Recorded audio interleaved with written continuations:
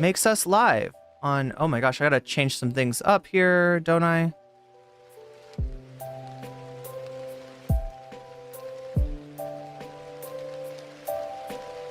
Okay, what are we missing here? The video needs to go this way. Hi everyone and welcome. I am nocommentchick. We're about to check out Pod Save America's coverage of the UHC. Let's just call him the adjuster. There's another word that we could use to describe the act that that Luigi Mangione did, but it's a word that YouTube doesn't like very much, so I'm gonna avoid saying it. But I think we all know what I'm talking about. I think we all know who I'm talking about. These are the Podjons. They're Pod Save America. They are former Obama and Clinton campaign officials. And although they have had their good moments, they did call out Biden to step down when it became obvious that he could not continue to be in the race. They're sometimes very out of touch. And they've been out of touch recently in talking about their reaction to Kamala's loss. And we find them sort of out of touch again. So we're going to take a look and see what they've got here for us. Let's see, should I do this one? Yeah, that works for this, I think. All right, so let's turn off the Final Fantasy VII music. Even though I gotta play this game. I gotta play this game, chat. There's so many games that I need to play, but I'll never have time to play them. Anyway, we can't think about that now. We gotta do content. We're gonna cover Pod Save America. We are gonna take a look at the interaction between Majority Report and TYT. Majority Report has responded to what Anna said. Then we're gonna jump off from that, because part of what Emma's talking about is TYT's labor practices, right? And I know someone who's got great insight on TYT's labor practice as one of the people who brought the union to TYT. So we're going to watch a documentary from Hank Thompson, and then hopefully, if all goes according to plan, we're going to talk to Hank Thompson himself afterwards. So we got a whole day, busy day scheduled. I gotta get onto this. I've pressed my buttons. Now I press the button to start this. And we're going to get going on this Pod Save America content. What do you say? Welcome to Pod Save America. I'm John Favreau. I'm John Lovett. I'm Tommy Vitor. On today's show, Donald Trump sits down for his first major interview since winning the election and lays out his plans on deportations, tariffs, healthcare, political retribution, and more. The killing of United Healthcare CEO Brian Thompson crosses the barrier from cultural fixation to political debate, though it's still a cultural fixation.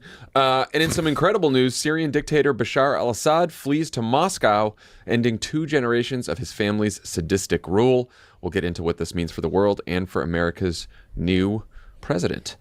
But first, we've been following the shooting of United Healthcare CEO Brian Thompson like everyone else, a story that now clearly has a political angle. Well, because he's running for the 2028 primary. Correct, yes. We don't know which party. As of this recording, Monday afternoon, LA time, police have a... Yeah, I mean, fun fact, you can run for president while incarcerated. Quote, strong person of interest in custody, 26-year-old Luigi Mangione, who was apprehended at a McDonald's in Pennsylvania with a backpack containing a gun, a silencer, fake IDs matching the ones used in New York, and a handwritten manifesto that didn't give the health insurance industry the best reviews.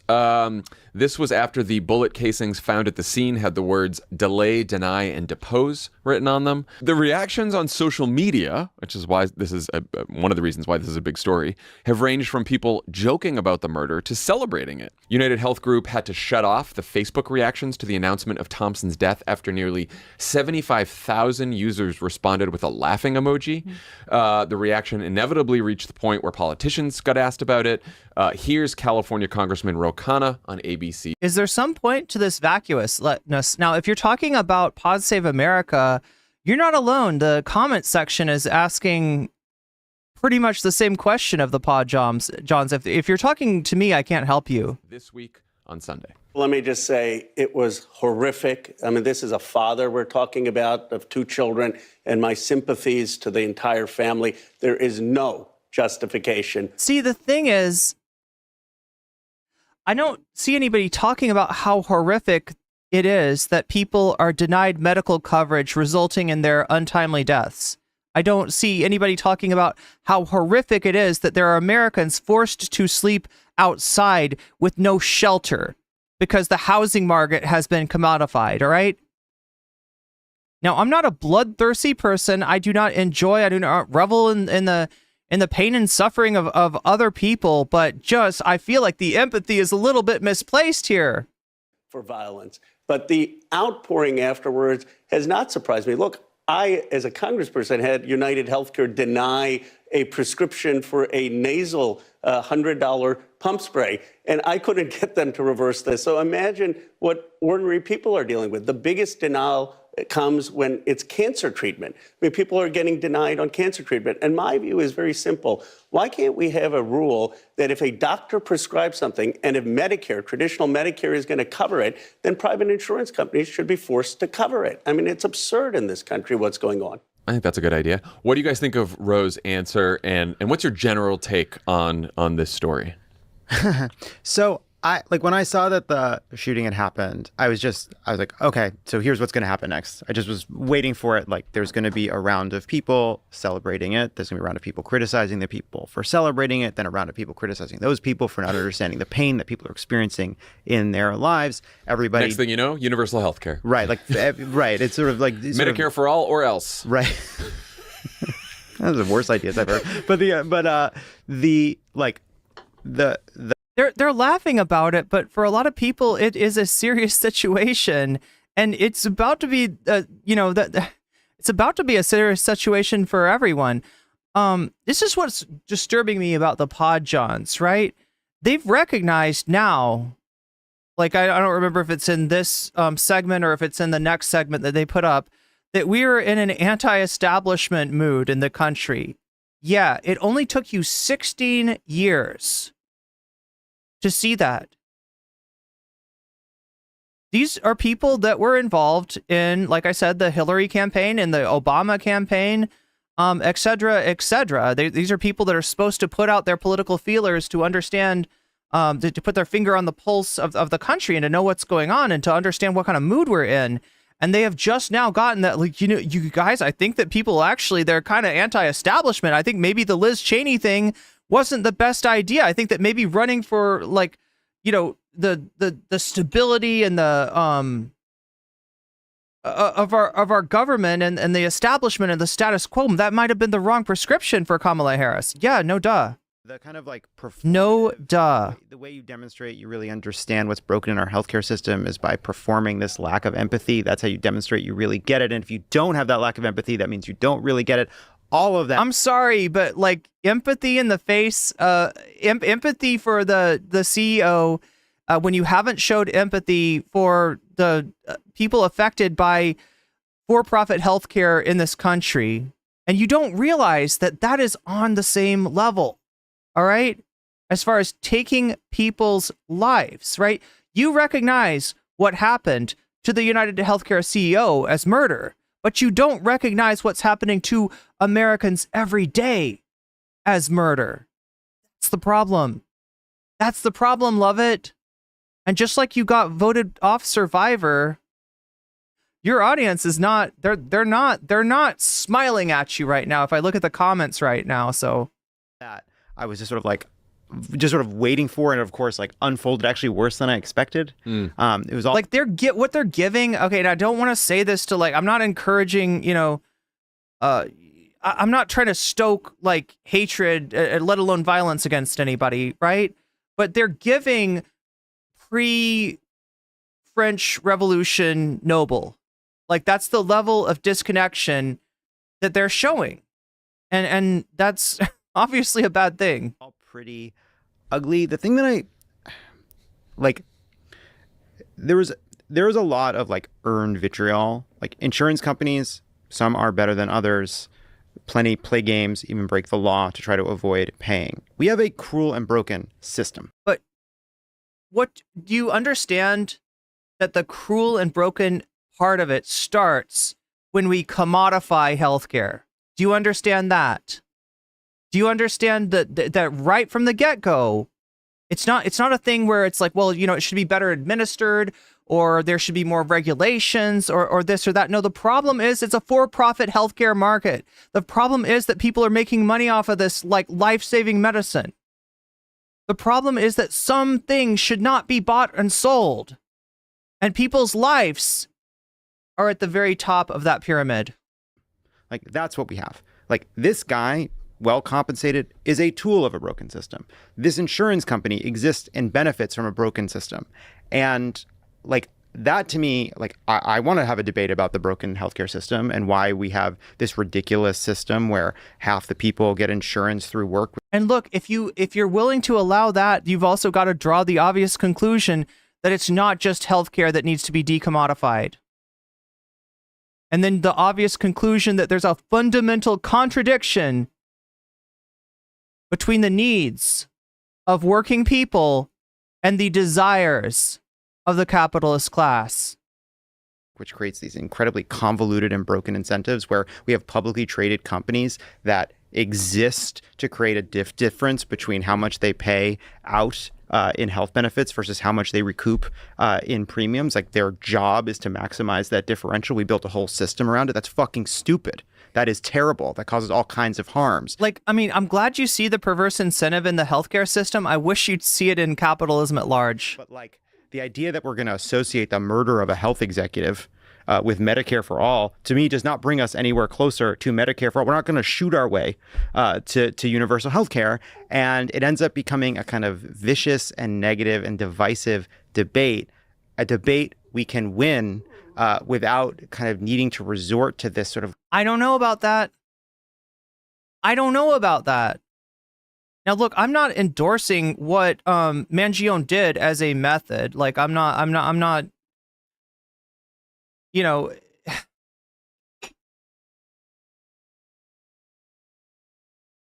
but at the same time, I feel like the reason that things don't change is because the people that are most benefiting from the status quo don't have any incentive to make it change. They're not feeling the fire from below.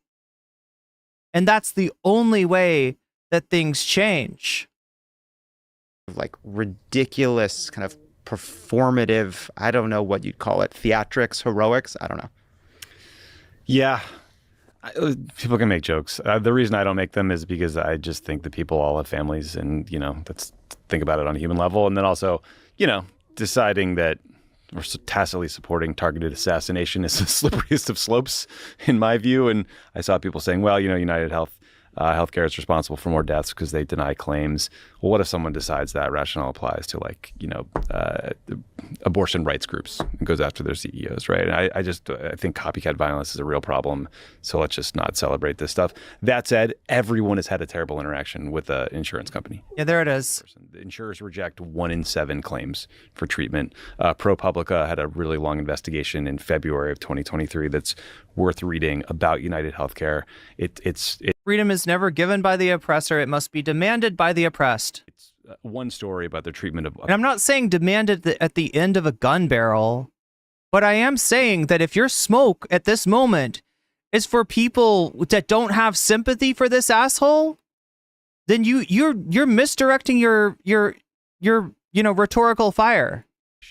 Who finally found an effective treatment for... And this just reinforces the concept that I already had, that the Democratic Party is fucking lost. It is not going to be the vehicle for change that we need it to be, that it has been promising to be since 2008. You don't understand that the mismatch between the Obama campaign sloganeering and, you know, hope and change, et cetera, and the actual policy of the Obama administration has kind of blackpilled a whole generation. And it has put the ball in the court of the Republicans. And when they come up with a populist candidate, albeit a fake motherfucking billionaire, child of privilege, they are gonna come up with the winning hand. And that's extremely dangerous in this moment. Debilitating disease that was wildly expensive. He was denied. His family then sued, and they got access to all these, you know, recorded calls and documents and things that just outlined the way United Healthcare put profits ahead of his healthcare or anything else and lied and did all these horrible things. So, but I think the net effect of this incident is probably going to be that a bunch of corporate CEOs getting armed security and their customers pay for it. And that's, the frustrating part. Yeah, I mean, according to the Yeah, and it's because you said bad things about the healthcare CEO. Oh my God. Oh my God, Tommy. New York Times, some people on Talk about missing the point. social media said that people who have information about the killing shouldn't share it with authorities. The hostel that he was staying in was cooperating with the authorities, and they got threats because they were cooperating. Some people posted names and pictures of other health insurance executives. I'm going to take the, I'll take the. You are reacting. Was so peaceful up here, but now there are freaking communist invading radicals. You are reacting to organic outrage as if it was a logical and considered strategy that you could talk people out of, right? The neolib squishy centrist position that murder. That's it. Let's hear it. Murder is bad. Yeah. Also denying people life-saving health care because they can't afford it. Bad. How about that? Wow. That's an Dude, incredible. how about that? Isn't that Incredible. crazy? Incredible. Just out the there. third Incredible. I know. Hope all them. Hope. Yeah, murder is bad, but here's the connection you're not drawing. They've been murdering us, and not just through healthcare. Capitalism has been murdering us to make sure we are properly incentivized to go to work and do our job and get fucking fleeced by our employers.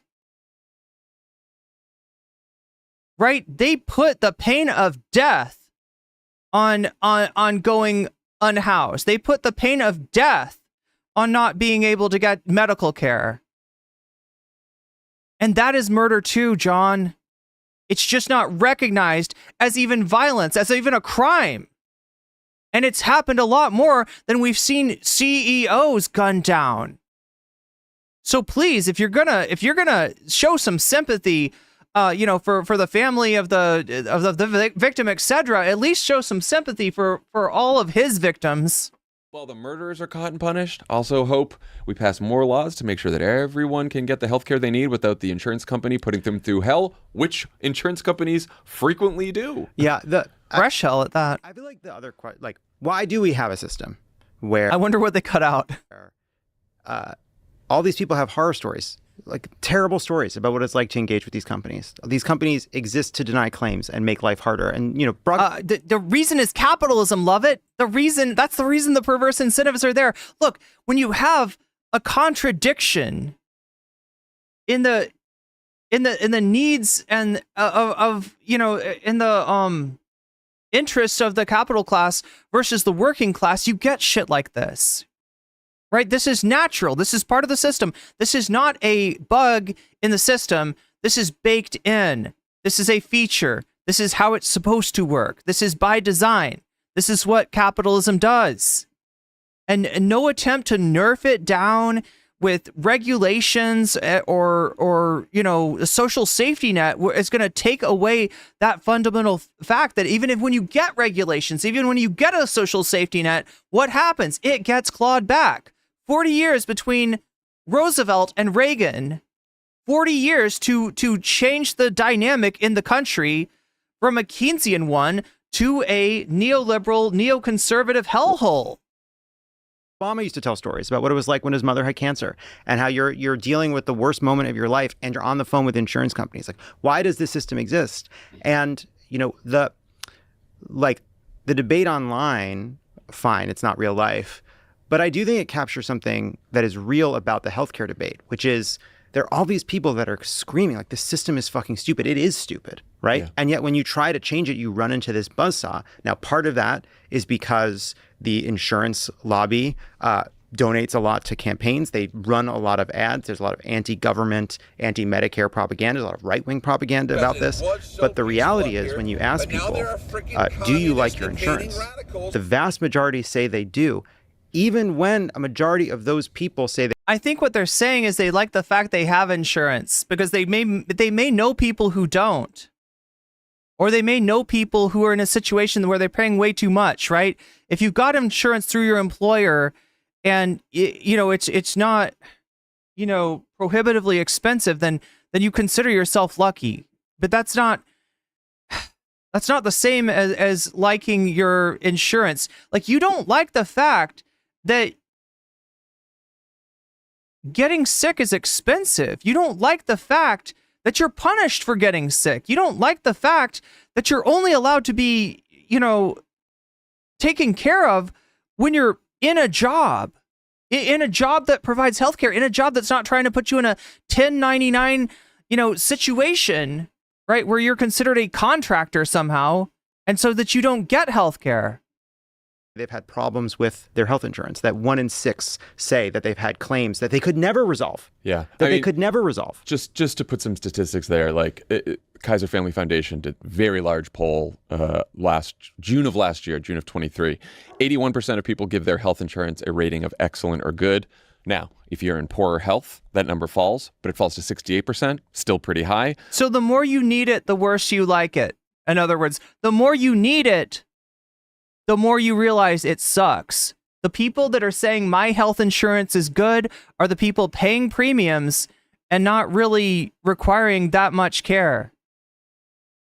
58% say they've had a problem with their health insurance in the last year, though half of those people say it was resolved to their satisfaction.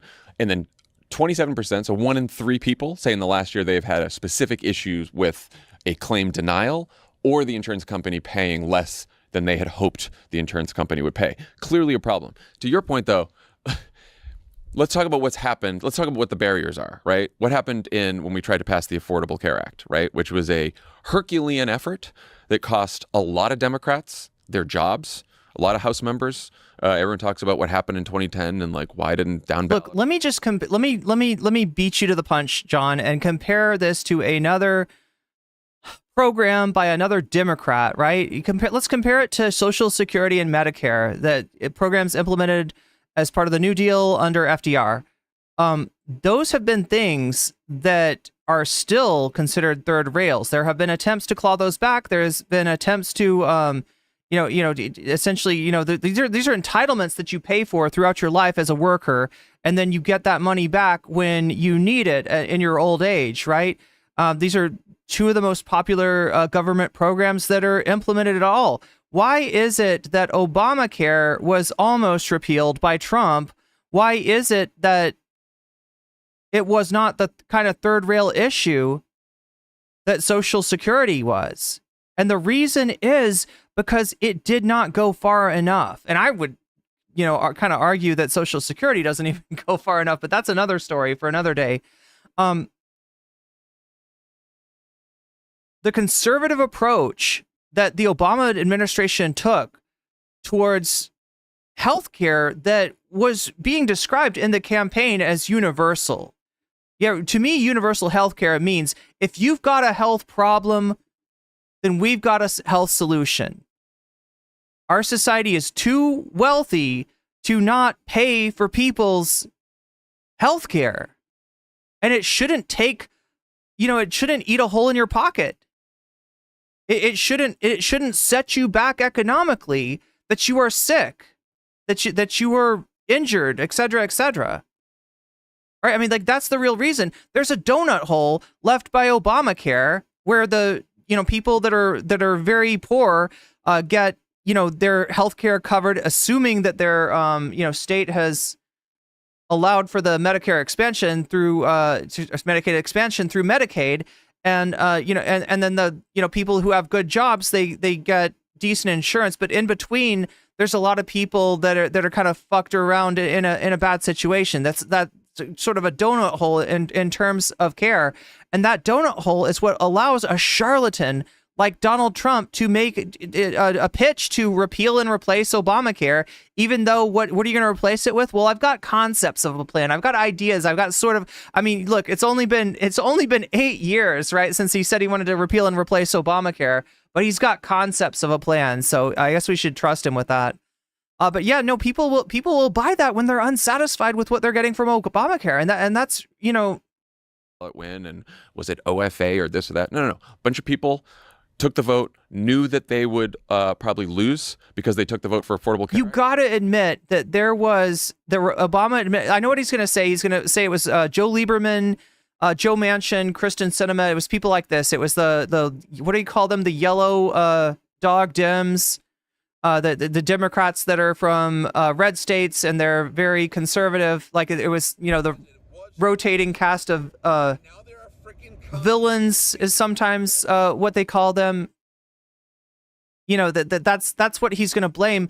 But but now there are freaking communist invading radicals. I'm going to also blame Obama for watering it down, for watering the proposal down from the get-go, and for not using his bully pulpit effectively to make the Joe Manchins and the Joe Liebermans of the world pay for standing in the way of Americans getting their health care. But they thought it was important enough to do anyway, and they did it. The Affordable Care Act, which didn't even pass with a public option because we didn't have the votes for a public option, which still isn't single payer. We passed a bunch of insurance company reforms that put a bunch of new regulations on insurance companies, but we couldn't get more than that.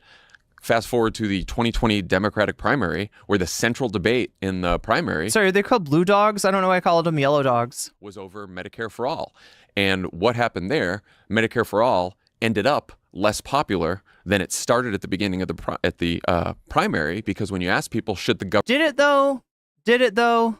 Government guarantee health insurance, people say yes. Like 60% say yes. When you ask people, do you think it should be a government-run system or a private insurance system, more people want private insurance than they do government. That number has narrowed now, but that's still... Because the government insurance isn't... The government insurance was better. Same thing with public transit. If public transit was better, more people would be in favor of public transit. When people's idea of public transit is like a piss-covered subway car, then yeah, they're gonna prefer something else if they can afford it. It is a problem with the insurance industry. It is a problem with their lobbying. It is a problem. You don't understand, when you go easy, when you go middle of the road, you're actually helping the Republicans out.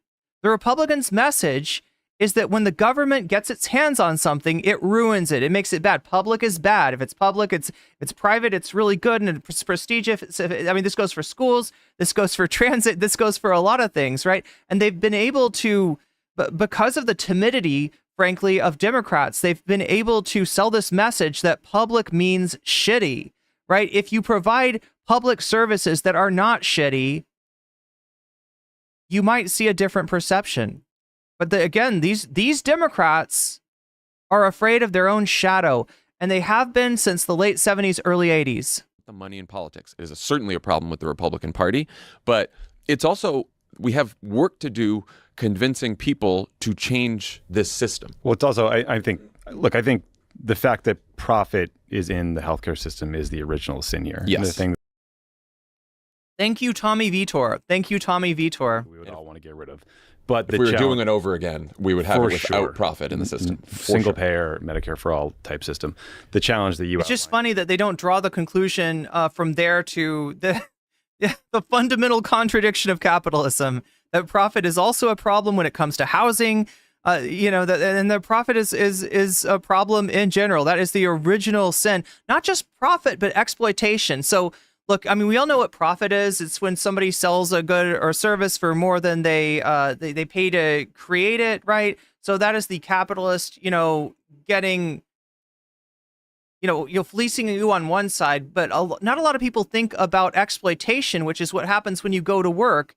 And invariably, the amount of work that you put in other words, your productivity, the amount of value that you're adding to the goods or services that your company is providing, is always going to be underneath what you are getting paid. This is a fundamental law of capitalism. I could show you the equation if we were doing a lesson on Das Kapital, but I'm not going to bore you with that today. But this is this is how it works. That's exploitation, and you don't see the exploitation because of alienation. You don't see what kind of productivity you actually have. You don't see what kind of value that you're adding to your company. And so then when you are undercompensated for that value, you don't notice that you're getting ripped off. But these are two fundamental aspects of capitalism. though, is getting people to trust that the government is going to competently administer that system is also a great challenge. I imagine that challenge was not aided by the rollout of healthcare.gov during the ACA fight and rollout in the second Obama term. So, well, and let's talk about why that was such a challenge, right? In 2013, as part of the Affordable Care Act, we said, look, if insurance companies try to give people these shitty plans that don't cover anything, where they're paying a lot of money, but they still can't get good coverage, what the government's going to do is say, we're going to cancel those plans. I'm sorry, but you're just telling me why your middle of the road approach doesn't work. And your conclusion seems to be it wasn't middle of the road enough. Maybe it did too much. Cancel those plans, and suddenly there was a fucking uproar like you wouldn't believe, because people said, I thought I could keep my health insurance if I liked my health insurance. Because of a line that you had to include when you were campaigning to reform the healthcare system, which is if you like your plan, you can keep your plan, which was going to be true for 98% of people. Well, also the website didn't work too. Well, that wasn't great. But I was saying the bigger one was the real political sure. problem was, why did we get all these cancellations? Yeah, and you went with all this shit instead of the simple formulation that healthcare is a goddamn human right. And now people are like, well, everyone hates their health insurance plan. Well, actually, no. We tried to cancel a bunch of really shitty plans that didn't do a lot to cover people, and there was a fucking uproar. So that's not to say that of course we should try again, but it is much more complicated with actual people. I mean, again, that's a problem with your messaging, but I also think it's a problem with you over-complexifying a fairly simple situation, right? The very basis... and this is me putting my hat on as a Democratic political consultant, of which I am not. I am not a big fan of the Democratic Party, especially the, modern Democratic Party. But, if you gave me that job and asked me to give them the best advice that I could, I would say, look, Maslow's hierarchy of needs, food, shelter, things like this, right? Things that people need should be guaranteed. Should not depend on your wealth, right? We should start off with a base of support for everyone. And the businesses are going to scream and cry about this because they're going to be like, but then there's no incentive for them to work. We want these people to come in and sign contracts with us where they get paid bullshit wages. And we squeeze them. We exploit them, right? And if we don't put the fear of death on them of, if you go homeless, if you can't afford medical care, if you can't afford food, you're going to die. If we don't put that fucking fear of death on them, then they're going to be in a better position to negotiate their wages, right? Yes, they are. And that's a good thing. The other part of this is like, people also say they're comfortable with expanding insurance by the government. They just I do think okay, so half the country roughly has health insurance through their employer. That is the system we built. That is a convoluted, broken system that creates a bunch of perverse incentives. It means that insurers don't have much of an incentive to cover preventative care, because if you change jobs, you change insurers, creates a whole host of problems. Small percentage of people buy their own insurance, about 10%. The rest are either uninsured or in the public systems.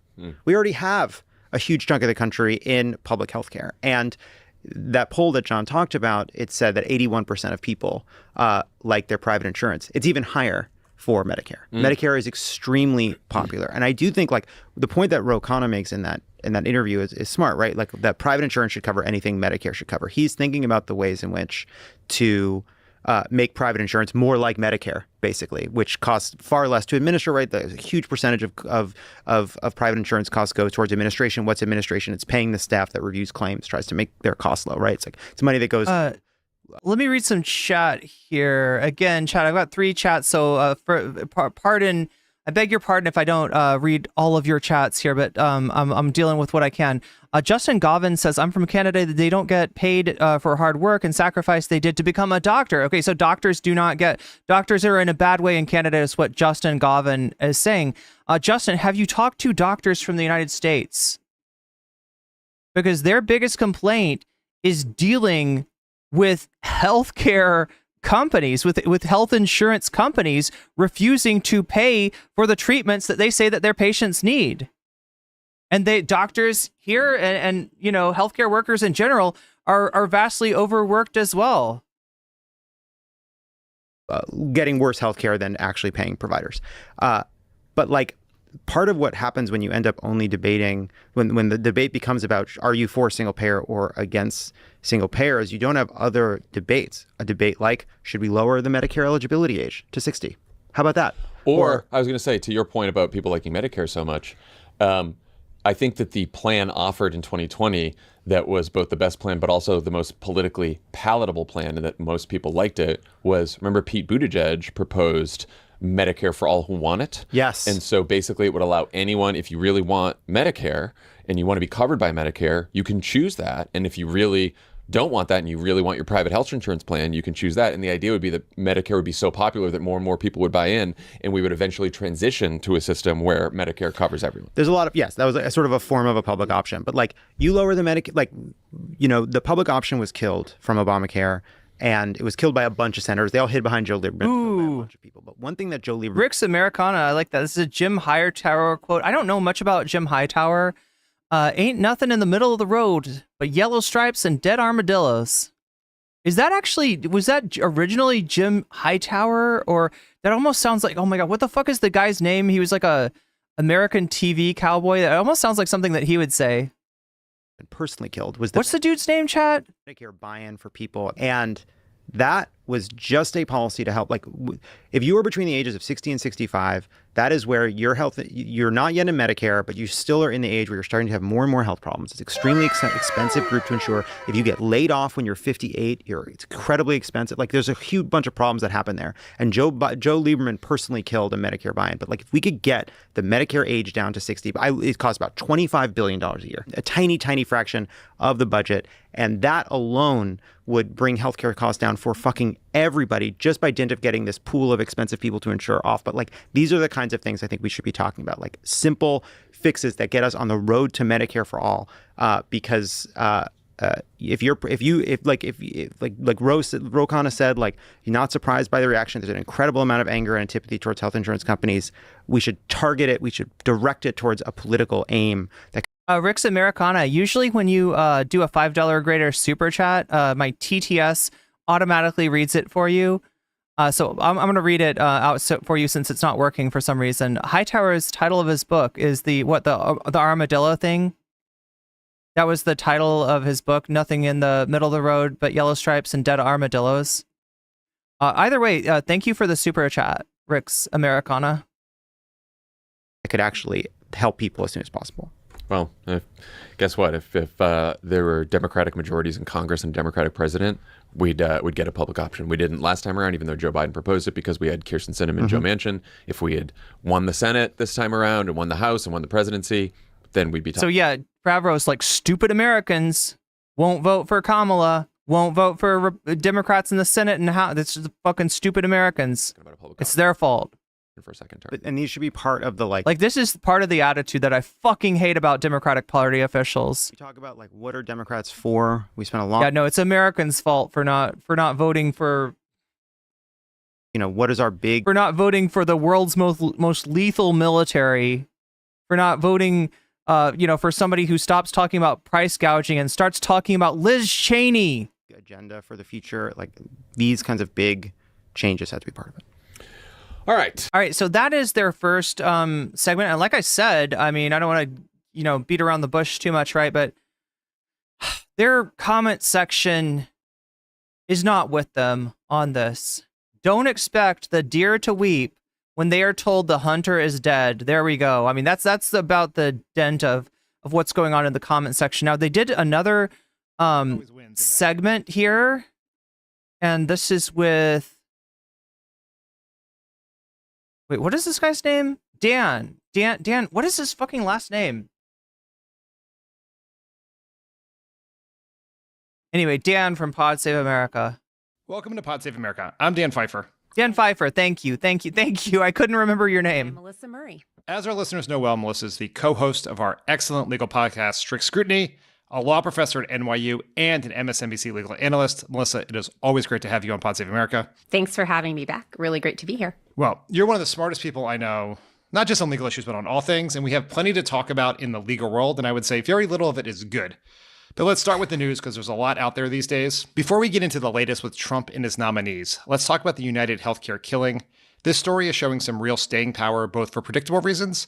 It's a cinematic murder with spooky clues and a mysterious anti-hero. I believe a handsome anti-hero also should be said. I think that is a big part of the staying power. And I would have gotten away with it too if it wasn't for those kids and their McDonald's patrons. Was it McDonald's employee? No, it was a McDonald's employee, wasn't it? Oh God, that's actually so sad. I mean, he seems attractive to me. I'm very comfortable saying that, but Here, Chad, I think I got a picture of the McDonald's employee that ratted him out. I would say. Would. Let me see if I can find it. Correct. Correct. But also for less predictable ones, namely the way this story has launched a conversation about our for-profit healthcare system. John, and Tommy talked about the discourse around the murder on the Tuesday pod, but that was before we knew anything about the accused killer.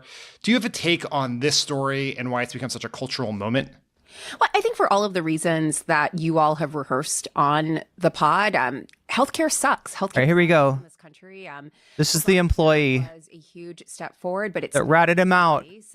There he is, chat. System of healthcare provision, which is really difficult. That's the guy right there. People to navigate That's the snitch. in the best of circumstances, and the circumstances of this killing makes clear how many people are just absolutely bedeviled by having to deal with insurance, getting denied insurance coverage for things that they need, whether it's cancer treatment or things for their children when their children are ill. And it's just a really inhumane system.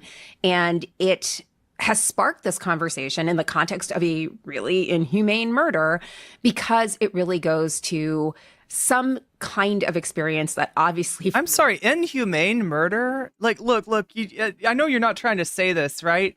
But I've been making the point that other murders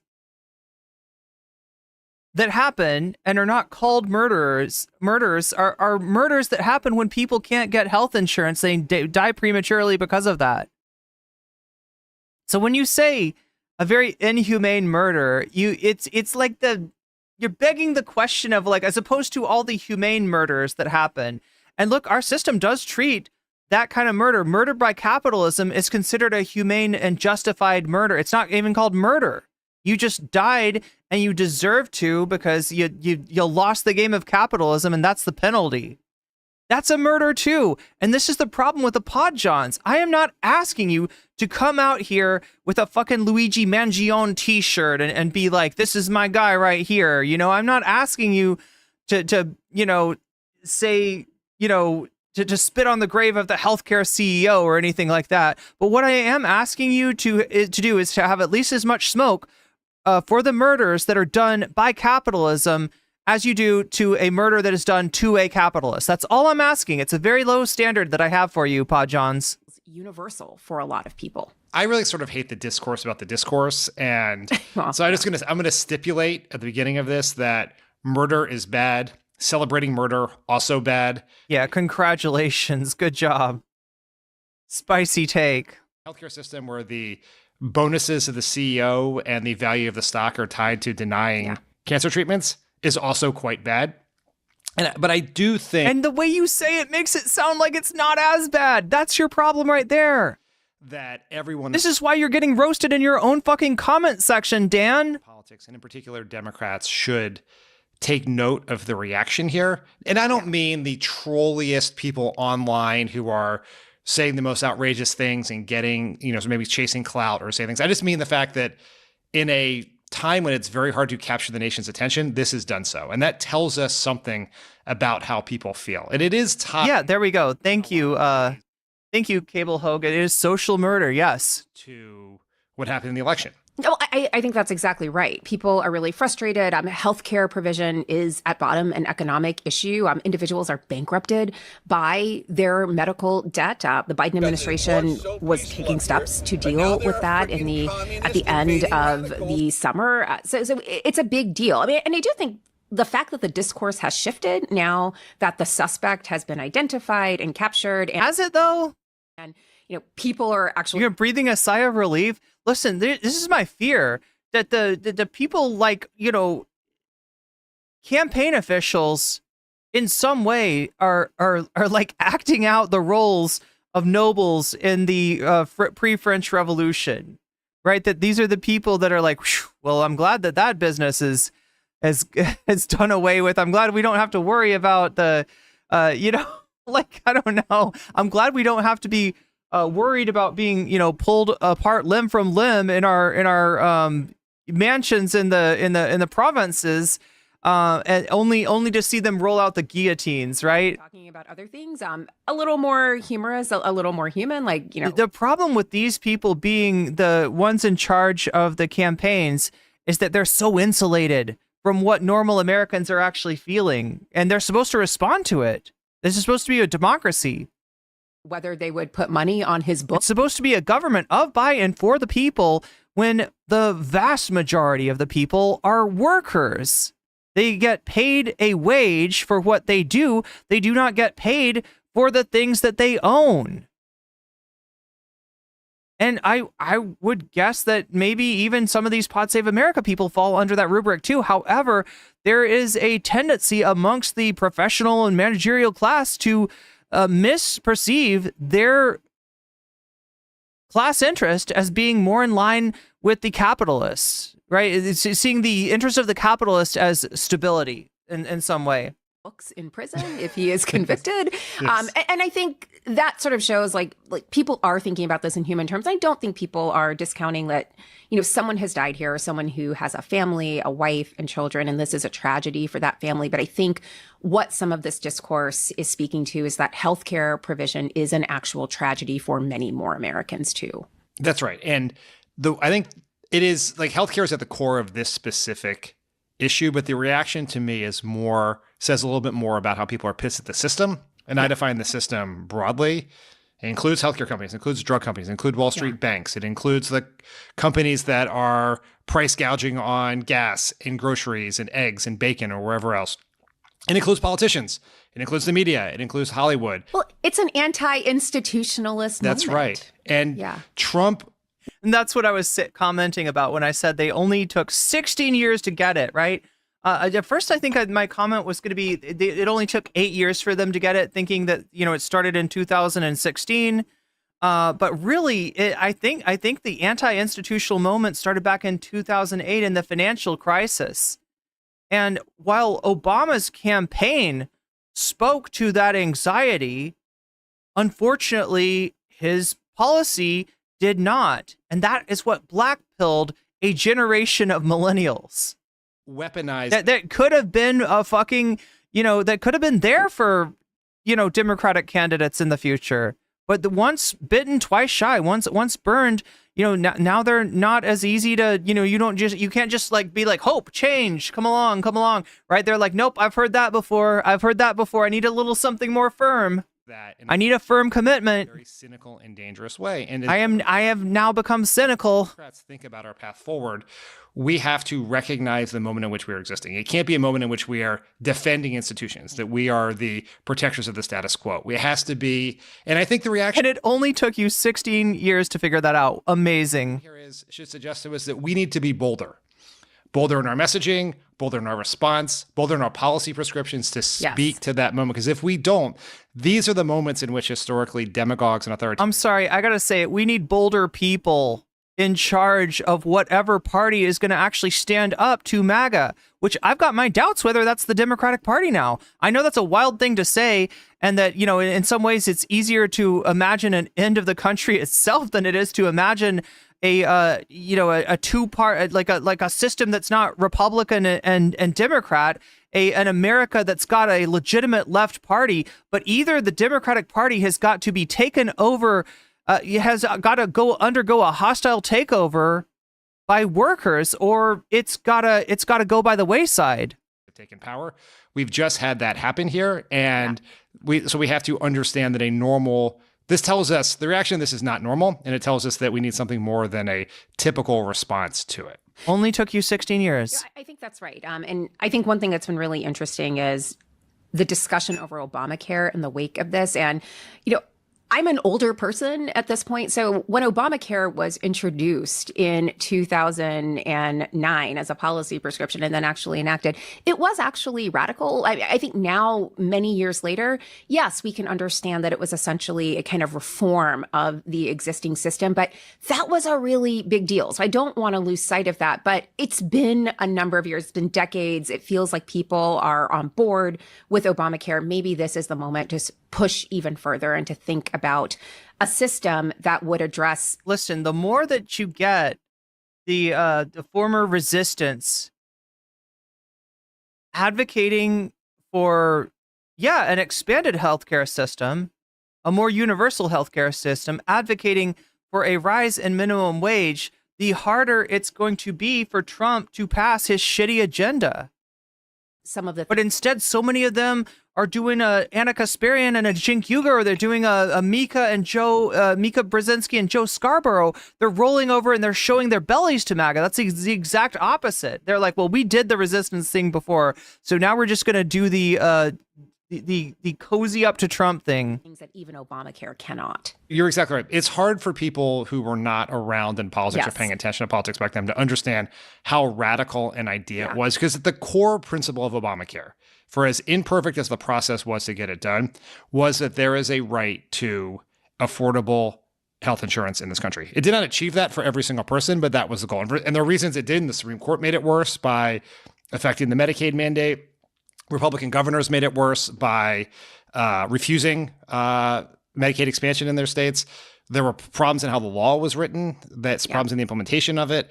But it changed the conversation. And now the question is what comes next? And I hope that as a party, Democrats engage in that in a bold way. And it's not as simple as Obamacare plus as to Medicare for all, right? There's got to be something, there's got to be a broader conversation that includes everything in the middle. Yeah, I think that's exactly right. All right, independent journalist Ken Klippenstein published the shooter's full manifesto, which is really more of a memo, I would say. I don't know if you read it, but what did you make of the decision to publish it versus mainstream media outlets? Okay, so this is more of a media type conversation. As interesting as it is, I think we're going to look at something else. Now, there's a video from Secular Talk here. Boy, oh boy, do I. That's got people from other countries reacting to healthcare in the U.S. Also, thank you, Omega Star, for the 200 bits. You get a corgi. You get a corgi. You get a corgi. Oh my God, corgis are adorable. I have a segment for you guys here. Good googly moogly. Great googly moogly. Wait, is he affecting Frank Zappa there? There has been just a colossal, massive propaganda effort in the U.S. to pull the wool over your eyes and hide the truth from you about just how shitty our healthcare system is. And look, the health insurance companies, the big pharma companies, you got these giant industries. They give a lot of ad money to these mainstream media networks. And so you really don't get deep dives on just how wretched and repulsive and grotesque our healthcare system is and our health insurance system is, right? So this is going to be an eye-opener for many of you. Many of you already know this reality, but for those of you that don't, you're in for a treat here. So first, let's start with this. You have Abba and Preach. They are Canadian YouTubers. They're going to talk about the U.S. healthcare. Oh my God, we were watching. Okay, I didn't expect him to bring up Abba and Preach. But now there are freaking communist invading radicals. To put these two into perspective, I would call them manosphere, but I would distinguish them from, the likes of Fresh and Fit, who they're constantly, at war with. They're constantly beefing with, right? So they're conservative, but they're not like, I don't know, they're not like straight up Nazis like Fresh and Fit. I guess that's they're I guess Destiny orbiters, sort of. They've done a lot of content with Destiny, if that gives you an idea, but they're more on the maybe towards the right of Destiny. Them here specifically, they're reacting to the United Health CEO getting shot and killed. Let's watch, and then I got some other incredible videos for you. Us who don't live in America, right? I go and I get injured. I go through the free healthcare program. Eventually I'll get there. Is it slow? Sure. Does it have its problems? Absolutely. In America... So, they're saying it's slow, assuming that shit is fast in America. I know people, in fact, I've had this experience myself, especially if it's something like physical therapy.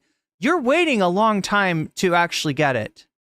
It's just seeing your doctor. Half the time they're like, okay, well, I can get you in 2 months from now. And you're like, I kind of need to see someone right away. You have certain problems. If you don't have health insurance, you're looking at bills of 40, 50, tens of thousands. It's like absurd how much people sometimes have to pay medical fees. With that in mind, a lot of people have a lot of issues with the medical industry. Some people who need life-saving surgery or life-saving treatment can't get it because they don't have insurance and they can't afford to pay for it. The point of the insurance is not to pay. It's to make money. So they're going to find a way. Wait, Great Googly Moogly was on a football commercial? Look for all the instances of where it might have been or not been or whatever, and looking at the fine prints. When it's time to collect, they collect. But when it's time for them to pay out... You mean like a Super Bowl ad or...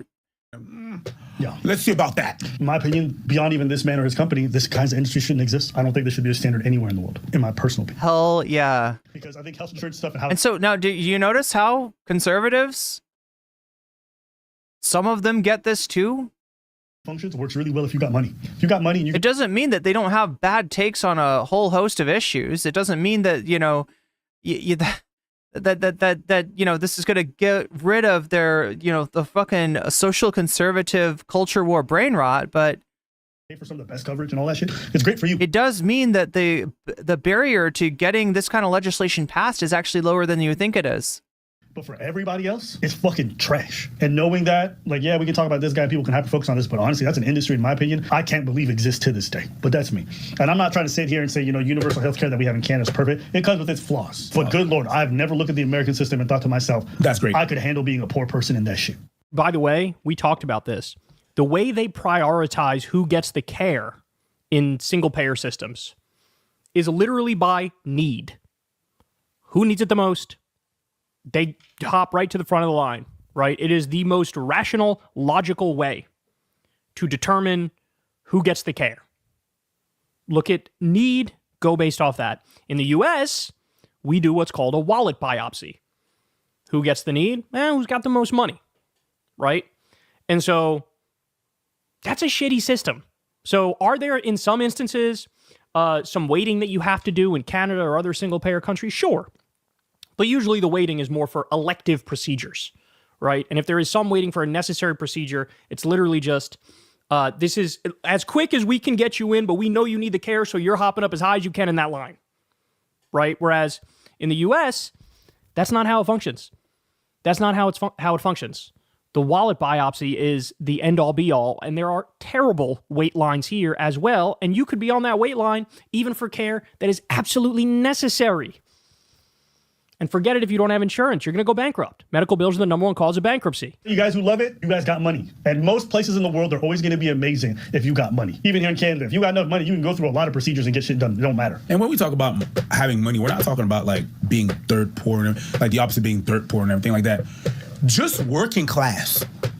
If you're not well insured, we're not talking about like I ain't got no money to put. No, there's some people that have a roof over their. CJOJ, I would. You say they're not conservative. I would encourage you to consider the fact that the United States has an Overton window that's been artificially truncated, and that what we see as conservative, right wing and left wing are really two sides of capitalism, two sides of conservatism. They pay their bills. Everything is all right. They have a decent job. So, relatively speaking, from your point of view, while you might not consider their commentary on a lot of social issues to be right wing, I do. Some stuff happened. Yep. And it's done. It's really an injury at work or an injury, a sickness, and they were good before that, and they had insurance, but not the proper insurance that covered whatever the hell happened. But only because I consider the totality of the actual political spectrum. Not the McCarthyite political spectrum that is put forward on American media. When we talk about people that don't have money, it's not even the poor people. It's not even Section 8. It's not even all of that stuff that you're talking. It's mid-class, even higher class citizen. It's just like, yo, how many $40,000 bills can you pay? After how many months are you going to be all right? And if we think that in America, it's like, I think it's like the number for that is like 60% of people are living check to check. Yeah. So if you're considered good with the money, it can still break you. I have friends who refuse to go to a hospital because they know they can't afford it. 100%. So they've been walking for years with an injury like a shoulder that's like not in the proper spot or whatever. We talked about this the other day. U.S. could have saved 338,000 lives from COVID if we just had universal health care. 338,000 for the exact reason he's describing. Some people were really, really sick with COVID, and they were like, I should probably go to the hospital. But then they said, I don't have insurance. That could bankrupt me. I guess I'll ride it out. And then they died. Does that sound like a system that makes sense to you?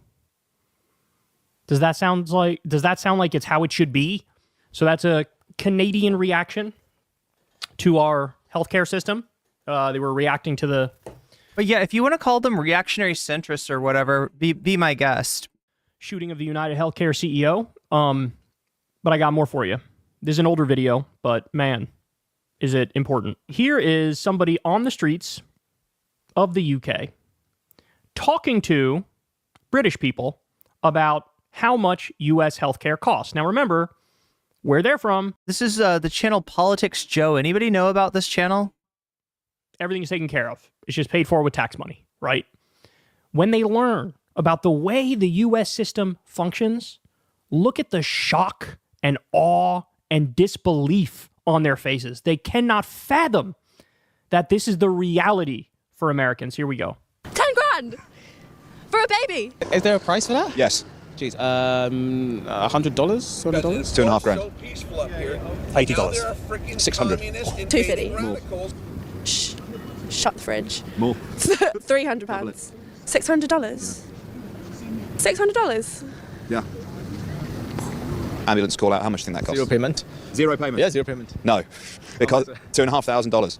For real? Yeah. Oh, okay, cool. you look. An inhaler. $100. Yeah, you're pretty close. It's a bit more. 120. 250 to 350. For an inhaler? Yes. Man, so if you're poor, you're dead. I know that it's like public healthcare in the UK. Basically. In the US, fortunately, I'm able to get healthcare through my parents, their jobs, but like I carry an EpiPen, and I know that like the cost of that has just been rising. So like there's like very few companies that even compete, so it's sort of like a monopoly for the EpiPen. Even though like we have insurance, it costs my parents about a couple hundred, even with insurance. So 2 EpiPens, how much do you reckon they are? $80. Yeah, people always talk about the free market in a almost religiously reverential way. The free market's going to solve all the problems. The idea is the person that can make the best product at the lowest cost wins. And they don't recognize that that is not, that capitalism abhors a free market. That the strategies employed by Amazon, by Uber, by any number of companies are anti-competitive in nature. 600. $40. I'm afraid not. And until really recently with Lena Khan, which, oh God, that's another interview. Yeah, there's a good interview. Hassan talked to Lena Khan recently, but until recently, until Lena Khan was in there, this has been, there hasn't really been any opposition to this kind of monopolistic anti-competitive behavior. The U.S. has let it go. More? $100. More. Under Democrat and Republican administrations. $250. More. Shh. Shut the fridge. More. £300. Oh, I love that. Shut the fridge. I'm gonna have to use that. $600. What? Why? That's a very good question. $600. Yeah. For me, it's more... Yeah, mind blown. Shortness of breath, so it wouldn't be like an immediate death situation, but like, so I've been fortunate I've not had to use it, but it's something like keep on me, like I have my backpack right now, I have it on me. Cost of childbirth. Jesus. 50 grand, something ridiculous now? Yeah, see, I've blown the figures up in your head now, haven't I? Because they're large. It's the highest, generally speaking, is about 30 grand. Okay. Is that reasonable? You haven't? Not reasonable at all. It's just a luxury car. Like a benchmark. 100? 200? Dollars. Yeah. The average is about 10 grand. It can go up to 30,000. 10 grand for a baby. Well, I guess. How much is your child worth? Yeah. What, is that like the same everywhere? No, the average is about $10,000. Yeah. That's mad. Oh, no thanks. Okay, no thanks. In which case, the coil, IUD, contraception, how much do you think that costs? For one person to implant $1,000? Yeah, a little bit higher. Really? Yeah, $1,300. Oh. Mental. I wonder if you could tell me how expensive you think calling an ambulance out to your location is in America. I guess it depends on like where you live. It really does. Is there a price for that? Yes. Jeez, $100, $200? $2,500. For what? Why? Why? Give birth by C-section, and you would like to hold your baby after you've given birth to it. Actually, yeah, that's what you do. Yeah. You'd pay to do that? Yes. To hold my own child that I've been carrying inside my womb. Jeez. It's not actually that expensive. Right. Charging me, I'm going to punch you. Yeah. Not you, but the doctor. Like $100. $40. $40. For skin-on-skin contact. What do you think of the NHS? Literally the gift that keeps on giving. So this same channel, Politics Joe, shout out to them. This got 5.2 million views. 5.2 million views. This is an old video, though. This is from a long time ago. He did it again. I think it was during COVID. Again, just look at these reactions, bro. It says everything. For a person under 40 who stays in an American hospital for more than 2 weeks, what do you think the average medical bill is? I mean, after the ambulance being $2,000, what, 20 grand? More. More? It's way, way more. 10 grand. No. Way more. To be honest, I thought I was guessing quite well then. Yeah. Okay. A lot more. 30 grand. No, more. Are you kidding? Yeah, no, I'm deadly serious. For 60 grand. 75 to 100 grand. $1 million. It's $1 million. $1 million? What?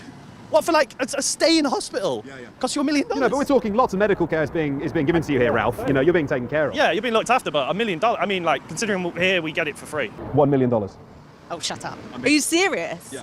$1 million. $1 million. Million. $1 million. That's a lot of zeros. It's $1 million, yeah. For a very serious case of COVID, yeah, you're in there for a long time. What, do they not have the gear or something? Who even... How would you even have that money, like? And it can bankrupt people. Some people are like a broken bone away from just being completely broken on the streets. It's amazing when they get the few Americans they talk to. They're like, yeah, we're getting robbed and shit on and spit on and destroyed and lives are ruined and we're going bankrupt and people are dying. And they're talking about it very matter-of-factly, right? Whereas the British people are like, it costs that much? Bro, what?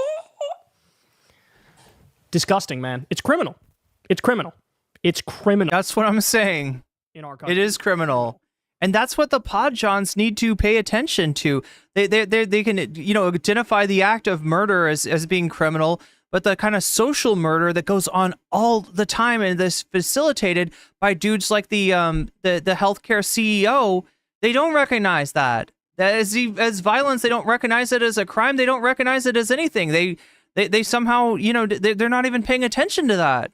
We need single-payer Medicare for all right now. And by the way, we should be talking about literal criminal charges for. There we go. That's closer to, yeah. Some of the health insurance CEOs and the big pharma CEOs. And even on the healthcare side, we got to be honest about that too. On the healthcare side too, there's some price gouging going on that bitch as well. Federal government, if you die of COVID, they'll contribute to your funeral costs. Great. That's kind of them. I mean, I guess you kind of get the money back, but... They're like, yeah, I mean, we'll keep you alive, but it's going to cost you like an arm and a leg, pun intended, and then you're going to die, and here's $9 grand to die. Have you had to pay for any health-related costs in relation to COVID during the course of the pandemic? No, I've had COVID and I haven't had to... No. Sanitizer, but sanitizer isn't like expensive, so like I hadn't had to pay for anything. That's so if you're broke and you were to like, I don't know, die of COVID, or if you were to have COVID and it was kind of like the kind of severe symptoms, you probably wouldn't afford to survive. Because I had to self-isolate and I was getting sick pay for self-isolating, which was quite nice. Free tests on the NHS. So in other words, when she got COVID, she was making money. If you need healthcare, it's totally free, but you're getting sick time from work. So yeah, and the STEMI that Donald Trump signed and that Joe Biden continued once at a lower rate is nothing compared to what other people in other countries were getting, in terms of to facilitate them being able to isolate at home. You're getting paid. Guys, it doesn't have to be like this in our country. It does not have to be like this in America. It doesn't. And the more people get educated, look, I'll say it again. I said it in a previous segment. I'll say it again. Do yourself a favor. I don't care if you're a left-winger, centrist, or right-winger, part of MAGA. I don't care if you're far right. Do yourself a favor. Go watch the Michael Moore documentary, Sicko. Don't care what your thoughts are on Michael Moore. Put that aside. However you feel about him personally is irrelevant. Go watch the documentary, Sicko. Then tell me your thoughts on healthcare. Just how screwed over we are. That multi-billion-dollar propaganda machine in this country has brainwashed some Americans into thinking we actually have it the best in the world, bro, and everybody else is getting screwed over, bro. So to give you some more, you guys have seen this before, but it's super important. Medicare for All would save $450 billion annually while preventing 68,000 deaths, new study finds. $450 billion, because you're getting rid of the unnecessary, rapacious, for-profit mafia middleman who's price gouging. But understand that for us, that sounds great. If there's $450 billion that we're paying and not getting anything back from it, we should get that back. But that $450 billion is somebody's profit, and that's why we're not getting it back, because that person has more power in our system, in our democracy than we do. For no fucking reason, getting in between you and your doctor. You're getting rid of that. And also, the administrative costs in Medicare for All would be 2%. For current Medicare, it's 2%. The administrative cost for private healthcare is 18%. 18. European versus American healthcare. Discover the differences in healthcare between Europe and America, modern European U.S. healthcare comparison. So, there's a chart in here somewhere. Here it is. The U.S. we spend about $13,000, $12,500 healthcare costs per capita in this country. The average developed nation, they spend $6,400. So we spend double what other countries spend on healthcare, and we have worse health outcomes, tremendous number of medical bankruptcies, and 68,000 deaths every year. It's a scam. Health insurance is a mafia in this country. Wait, isn't the Peterson Foundation kind of conservative too? So if anything... Ranking U.S. healthcare. So every couple of years, this group called the Commonwealth Fund does a study of a bunch of the developed nations and their healthcare systems. Virtually every year, we come in dead last. One year, they studied 11 different systems. We were 11 out of 11. One year it was 7. One year it was 9. Dead last.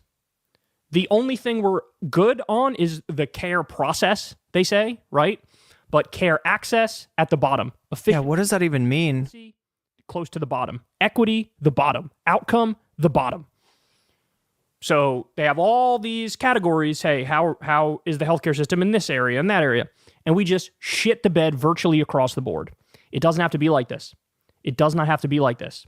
It's like this because of the oligarchs and the robber barons and the donor class that have bought our politicians to look the other way as they price gouge you and deliver us horrific healthcare for profit. Doesn't have to be like this. We can ban private health insurance. We can do single-payer Medicare for all. It just takes the political will to fight, to stand up, to view this as one of the civil rights fights of our time. Look, in the United States, we've been conditioned to think of capitalism and democracy as being hand in glove. These things go together, right? A free nation is a capitalist democracy. I would encourage you to think of the capitalism as a fox and the democracy as a hen house. And when you have a fox and a hen house, no matter how many barriers you try to put up, nature finds a way, and that fox is going to eat the hens at some point.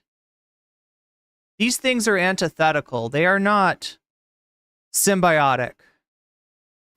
That's what it is. Look at those reactions. And even in a situation where, let's say, we woke up and we realized, you know what, God, the idea of healthcare not being a human right, that's ridiculous. Everybody should get healthcare. It shouldn't take money out of your pocket.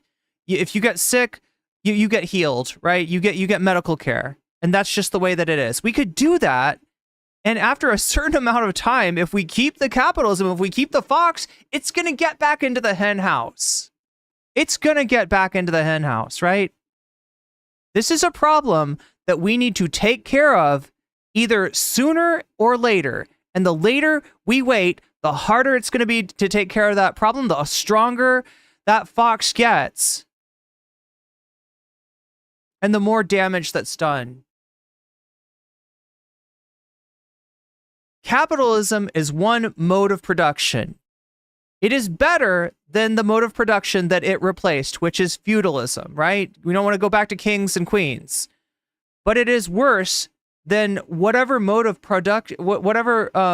mode of production we go to in the future. And we need a revolution in order to move past this stage of human existence, which is kind of a sad state. And healthcare is a great way to see how sad that state is. Anyway, Chad, I think we've spent a long enough already. So if you're watching me on the Shorts channel, right? If you're watching me on Shorts, we're about to end on Shorts, all right? We're going to continue on, though, on my channel on the full screen mode. So I've got 2 streams up right now. One of them is on Shorts. The other one on mobile, on whatever you want to say, right? And the other one is a full screen, it's like a normal YouTube stream. So I'm going to give you the URL right now. Boom, boom, and boom.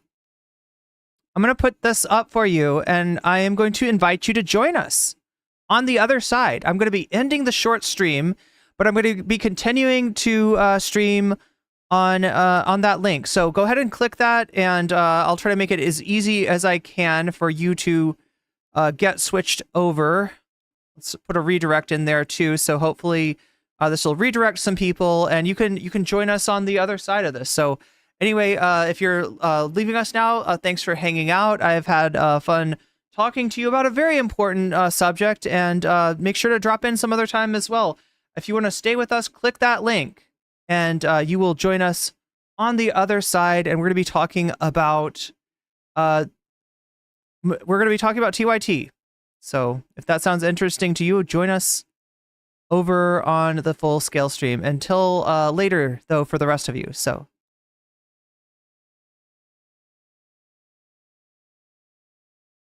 All right. I'm only a little bit late, chat.